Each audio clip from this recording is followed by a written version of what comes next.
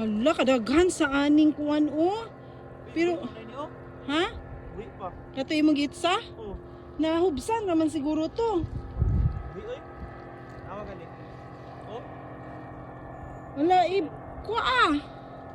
Ibutang na to, diri. To pa oh. No, kaya mga unsa ko kan video ko makamo gid. Napag yung isa bo oh.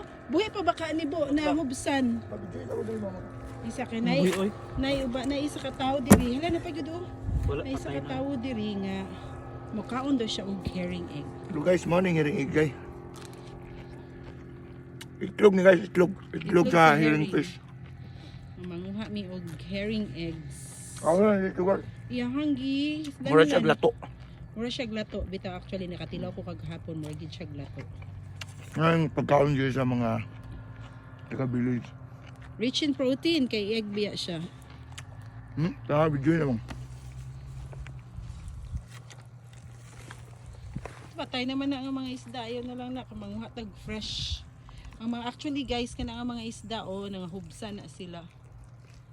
Naabtan sila og low tide na naapas sila diri na stuck sila sa mga bato na pag sa ilalom oh kita ninyo na so mauna siya danhi o manguha ta mangpikta karon og herring eggs pero dili ko gusto nga manguha dinhi sa mga bato-bato ibabaw kay base na nay nanguhag herring fish ganina so natunob-tunoban na siya mangita tag spot nga sure ta nga wala matumbi like aning sa mga kilid-kilid sa mga bato kaning diri natumba na ni siya so diri ta sa mga kilid mga friends like this okay